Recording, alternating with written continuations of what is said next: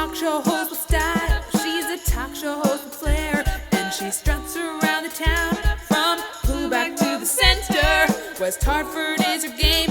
Get to know her if you dare. Where in West Hartford is Adele Clark? Tell me where in West Hartford is Adele Clark? Hello, everybody out there. Welcome to another episode of What's Your Story? Or actually, it's the first episode of What's Your Story? I am sitting here with Michael. He is an actor, director, editor. He does a whole lot of things, but he's here in the studio, so welcome. Thank you. He's from Connecticut and left and went to LA, right? Yes. And what did you do in LA? I did a lot of driving. A lot of driving. Traffic, right? Yeah. Oh, everywhere you go, there's traffic. Primarily, I was an actor the time that I spent in Los Angeles. Okay. So I've actually lived there twice, both in the 90s. Okay. Drove out and back both times, logged a lot of miles on my car. Done a lot of background acting in films, worked as a PA, probably 25 major motion pictures, TV series. I worked for E! Entertainment Television, Disney Channel briefly. Wow. So I did a lot, just try to get as much experience as I possibly get. Sure. Now, what made you come from behind the camera to move behind the camera? I'll be honest with you, I still consider myself to be an actor before I'm anything else. Okay. The switch came, or the audition came, when I said, you know what, I'm really tired of getting little bits and pieces. It's competitive, Sure. right? Especially in LA. Okay. But a little less so here. But either way, you audition, you either get a part or you don't. And you're either in a position to be able to say yes to a good part or not. Sure. But I wasn't getting enough to satisfy me, or what I thought was enough to show what I really felt I was capable of doing. Right. So I started writing my own scripts and producing and directing my own films, really for me and my actor friends as a venue. Okay. To kind of show what we are able to do, and then we put it out there and keep our fingers crossed. Yeah, if you're meant to be in this industry, you're going to stay in this industry any way you can. Yeah. Now, I don't know if this is true, but I think I saw you in a commercial today. Were you the guy from the Fast Eddie commercial? I've done 3 or 4 Fast Eddie commercials. People always come up to me, was that you? Yes. Yes, I've done 3 or 4 for them. It was okay, him. Yes, all right, nice. Now, you're here in Connecticut. Are you happy to be back? Yes, I enjoy being here. I'm from here, obviously. So my family and friends are here. I'm comfortable here. Okay. And I have a base of operations, as it were, an actor base, and I can make the films affordably and TV shows here. Am I happy to live in Connecticut? No, not really. I'm not a cold weather person. Sure. This is a beautiful state, but the taxes are way too high. It's so expensive. And I actually prefer the people's mentality, once you get kind of west of the Mississippi, we kind of get, nothing against Connecticut people, because generally they're very nice, but we're very uptight here in New England, and I'm really not kind of that way. Just a little. Just a little bit. Just a little. Yeah. Now, okay, so now you're back in Connecticut, and you are doing a web series. Is that correct? That is. Okay, and it's called Welcome to Grandpaville? Welcome to Grandpaville. Tell me a little bit about it. Okay, well, I should preface this by saying I've done 4 films through my production company. Okay. One of them was, my first feature film was a film called Grandpa is a Weirdo. Okay. From 2009. And it was just a story about an eccentric grandfather who moves in with his daughter and her 2 kids. He's an inventor, and he invents something that helps his grandson deal with a bully. His grandson is 14 years old. I was a substitute teacher in another life. I work with kids. I like working with kids. I see bullying all the time. But I wanted to do something where I could take that anti-bullying message, but not necessarily do it in a documentary style. Sure. So I wrote this film, which was an entertainment piece, which I thought would appeal to the Disney set. And we made this film. I always envisioned it as a series. I always thought it has a lot of potential. So over the last couple of years, as I've gone on to other projects, I've always kept thinking about this idea. And I went back to the drawing board, reconfigured the entire thing, and in January, I wrote 4 episodes of what is now called Welcome to Grandpaville. And we just decided to try a web series with it, which seems to be the place to be now. It sure is. It's the thing to do. I think it is. I mean, people aren't even, they don't have cable anymore. They're just going straight to the internet. So if that's your outlet, then that's probably your best outlet. Now, are you going to be premiering this anytime soon, or is it out on the internet now? It's not on the internet yet. Okay. It debuts Sunday, October 20th. Okay. So I don't know whether the show will run before, after, or during. Okay. But 4 weeks of shows starting on the 20th. Okay. 7 o'clock every Sunday night for 4 weeks. Awesome. I did that because I grew up at a time when The Wonderful World of Disney was a big show on Sunday nights. Yes. And this show is really about the family. So, you know, you can look at Disney and Nick and different shows for kids. I don't see any that is really all about the whole family, and I don't know of any that have the character of a grandfather as one of the leads in the show. Sure. So that was the main idea behind that. And so Sunday nights is all about family. So that's why I put it there. So Sunday nights at 7, 4 weeks in a row, and we are having the premiere the day before we go up on the web. So Saturday the 19th, we're having the premiere for the red carpet premiere for the family and friends and invited guests at the Bowtie Criterion Cinema right here in West Hartford Center. Nice. So everybody.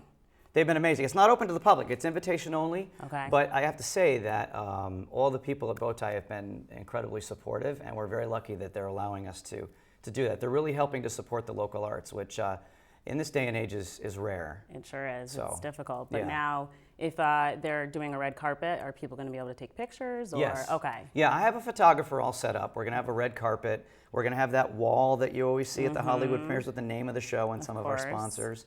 And I want to specifically say that it takes a lot of people to do a show like this. You know, I'm wearing many hats. It's my show, and so essentially at the end of the day, I have to do a lot of different things. But I couldn't do this without the help of, you know, my editor, who's a college student named Justin Hall. He's also our director of photography.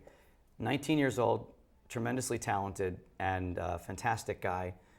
I feel good that we're giving him the opportunity to try this, because at that age, you really don't have, nobody's going to hire you when you have no experience. So we have Justin, we have all these young kids. We have Dave Wall, who plays Grandpa. We'll meet him soon. A little bit. Dave and I have worked together many times. But it's also about the community, extension-wise. So Barker's is a place in Cheshire on Route 10. Barker's Comics, Collectibles, and Comics Collectibles, I have to get this right, Comics and Collectibles Museum, which is it's basically a toy store. Okay. You can go in there and see stuff from the 30s, 40s, 50s, all the way to present day, lunchboxes, thermoses, dolls. So anybody can go in there and really bring back memories. So that's serving as our location for our toy store. Okay. Jerry Barker, who's the owner, and everybody at Barker's have been unbelievably supportive, just bent over backwards with their time and with their facility. So it really is a huge community effort when you're doing something It's on nice. this scale. Yeah, small towns, Yeah. you know, everyone kind of sticks together. Yeah. And I like the message that you've got going on in it, because bullying has become such a horrible thing in schools, and it's not anything that it's gotten past the magnitude that we experience, you know? So I'm really glad that you have brought that message out there. So hopefully it'll be more than a web series. It will become on Disney. We hope so. We hope so. The bullying thing was the film that I did in 09. Oh, so it's not, The branched series off. doesn't really have to do with the bullying specifically, Okay. although that is a storyline we could visit Okay. in future episodes. But at the core of it, it's do you want me to tell you, essentially? Or do you want me to wait till all your It's up to you. actors come? It's your show. You do what you want. Let's bring all the actors out. So all the Okay. actors are going to come out, and we're going to have a little talk, and they'll give us a little Sounds good. upcoming thing. So we'll be right back. And welcome back. I am here now in the studio with 5 new actors. So welcome to the studio. And Michael, would you like to introduce them? Sure, absolutely. Well, so to my left is Dave Wall, who plays Grandpa Potts, one of our 2 lead characters. To his left is John Swanson, who plays Old Man Gus, who is a very interesting character, works at Grandpa's toy store. Sitting directly behind me is our other co-lead, that's Isabella Abreu. She plays Shelby, Grandpa's granddaughter who comes to visit him. Next to Isabella is Greg Stefanko, who plays a very interesting character named Spare Parts, who is a robot. Greg, I'm sure, will gladly tell you a little bit more about him without giving the store away. And last but not least is Sophie Alter, who plays Shelby's best friend, Cassidy. So that's who we have today. I'm We have a so lot more excited. people, but not enough room. Not enough chairs here in West Hartford. I would have found some more chairs, because Okay. can't you tell how wonderful these are? I like them. Very retro. Yes. Well, Dave, tell me about your character Grandpa. I mean, there's got to be a lot going on if you've got like a toy shop and... Yep, Grandpa Potts. Desmond Potts is my character. He has a toy shop called the Toy Pot. And he likes to invent or develop different types of toys, and some of them work out really great, and some of them need a lot of extra work. For example, he did create spare parts, but then he had to set them aside for a while. But that's one of the episodes that will be coming up. Sneaking a tease there. Yeah, thank you. Yeah. Not too much. Not too No, much. no, don't You'll give be anything away. And he has not seen his granddaughter for many years, since he was a young infant almost. And when she comes back to visit, it's kind of a surprise, and all of a sudden he has to learn how to be Grandpa. So that's all part of the story that goes along, learning to be Grandpa, and also dealing with the cantankerous, wonderful old man Gus. What? What is that supposed to mean? Old man Gus, huh? Old man Gus, yeah. He's a handful. He's an old guy who has hearing aids and won't buy new batteries for them, so he can't hear anything that anybody's saying to him, and so much merriment ensues on the video until he gets new batteries, and then all the. He's a very dramatic character, yes.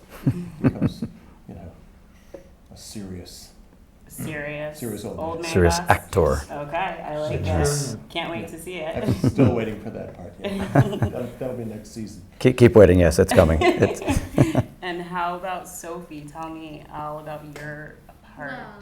Well, of course, as Michael said, I am Shelby's best friend.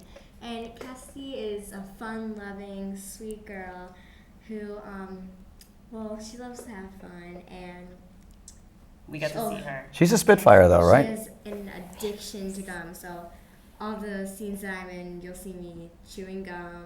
So make sure to look out for that. And I want to say that was Sophie's idea, and that's what I love, is that actors take control and add these little things to their characters. So I can't take credit for that. That was Sophie. I like it. Yeah. You guys have some input in it. Absolutely. Makes it more fun. Now, Greg, Yeah. tell me about, I don't know if we should give too much away so we can get ready, but you play spare parts. Yes, I do. And tell me a little bit about, as much as you can tell me. Okay, so Spare Parts is a robot that gets fixed by Shelby. That's fine. Keep going. Yeah. And he becomes one of Shelby's best friends. And he's kind of like a child because he's just made and he doesn't know a lot. But she installs like this iPod into him. So he knows all the information in the world, but he doesn't know how to act in front of people. I love it. That's so fun. I Socially can't see. awkward robot. Yeah. Socially awkward Basically. robot. Not unlike teenagers, right? Yes. Or preteens. And actually, Greg is at that age where there's some of that awkward stuff. So, but he just has a real easy timing, so he was perfect for love it. Yeah. Controlled all through an iPod. Through an iPod. Love it. Using the technology. Hey, Yes. gotta get with it, right? Now, Isabella, tell me about your character. Well, my character is obviously Shelby, and her best friend is Cassidy, who has the crazy addiction to gum. And Shelby is really fun and funny and sarcastic, which also kind of goes along with my personality. And she's kind of adventurous and inquisitive and curious because she wants to get into anywhere. And also in one of the scenes, she tries to break into her grandpa's attic because she's also very... Rebellious. Yes. I was trying to say that. Tell her not to do something and she'll do it. Yeah, nosy, exactly. Nosy. And I just want to see everything, and if people tell me not to, then it gives me like, More of a reason yeah, to do it? I want to do it. You remind And- me of some little girls that I know very well. Now, tell me about how it was being out on set. It's really fun, and getting to work with like all the cast is really good, and meeting new people, I love doing it. So being like very into like the whole social butterfly kind of thing where you meet everyone and then you can like connect with them after that and That's stuff like that. awesome. And so I love the cast for this production. Yeah, no, most definitely get to meet all sorts of people, including me. Yeah. So Exactly. now I saw on like a little snippet of you arriving at Grandpaville. Yes. You didn't seem too happy. Well, I was kind of nervous to come because I haven't seen my grandpa in a long time. And so kind of opening the door and seeing him, Kincaid, who is, I'm not sure who he is. And so looking at him, I don't think he's my grandfather. At least I don't know because I haven't seen him since I was like an infant. And so seeing this guy, I'm like, is he my grandfather? So I'm really confused, but also kind of worried because I haven't seen him in a long time. Sure. But then after that, I kind of warm up over the episodes and scenes. Yes, because I didn't know it was you either, or him playing your grandfather. When I saw the episode, I said, who played the role of who was that guy? And so you're in it as well. Yes, I play the role of Kincaid, who is a British butler, for lack of a better term. He's really not a butler, but he's somebody who Grandpa Potts was best friends with Kincaid's father. And Grandpa, in his earlier years, traveled extensively and spent some time in England. So the backstory for my character is that when Kincaid came to the United States to study, Grandpa gave him a place to stay. And in exchange, because Grandpa was always working, he's got this very large house.